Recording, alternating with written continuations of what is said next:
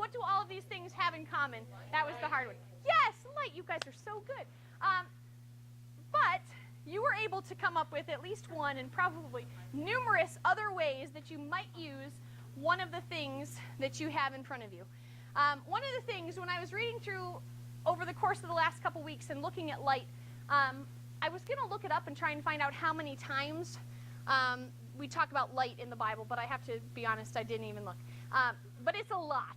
It's a lot. And so one of the things that I was reading as I was going through is from the very beginning of John. John 1, it starts with verse 1.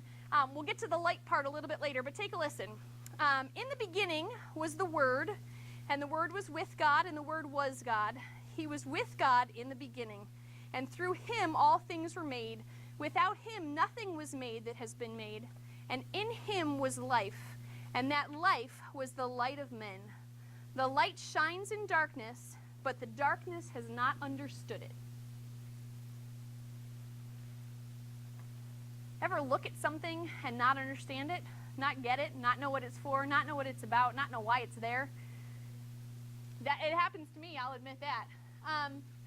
Those items that were in your bag, they're all things that you know, they're all things that you recognize, they're all things that you could easily come up with the real reason, the real need, the real opportunity for those things. But when asked to look at something as if you'd never seen it before, makes it a little harder to understand. Everybody knows how a candle works, but if you had never seen a candle before, had no idea what that thing was, would lighting it so that you would have light in your house be the first thing you would think of? Probably not. In my head, that's probably not the first thing that I would think of. And so when I started reading this, I really liked it because, first of all, I just love that whole, in the beginning was God. I mean, that's awesome. That's the great thing. That's one of those messages that we just love to hear, because that means to me that there has never been a time, there has never been a place where He hasn't been. And I got to tell you, that is the most reassuring thing to know, that no matter where I am, whether I'm here or I'm not here, whether I'm alive or not here, He has been there from the very beginning and will continue to be there forever, and that's just incredible to me. But the part I really love is when you read through, it says, the light shines in the darkness, but the darkness has not understood it. So if we're talking about the light of life, we're talking about that death and resurrection, we're talking about that eternal life as the light. The light comes into the darkness. In my head, we talk about darkness a lot of time as our world. When the light comes into the darkness, when God's grace, when that love, when that death and resurrection come into our world, are people understanding it? Is it like a candle that they're like, oh yeah, I know what that is. I know how that works. Or are they somebody looking at that going, yeah, it's some wax. Maybe my dog could chew on it.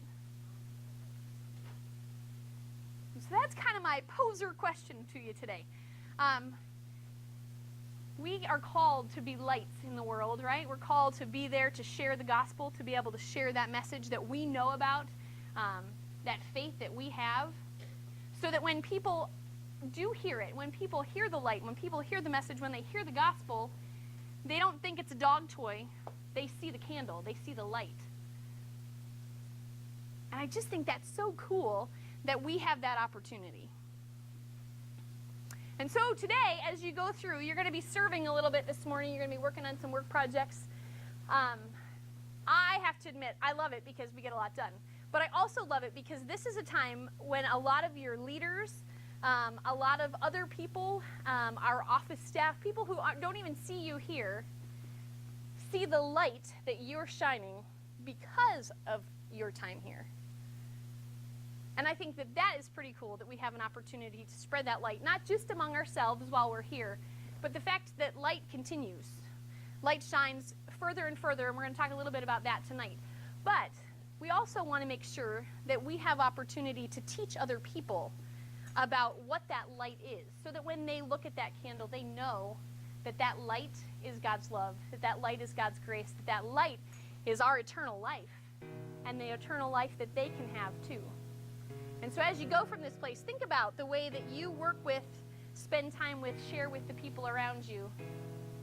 And how are you sharing that light that you and I know about, but maybe they don't know about yet?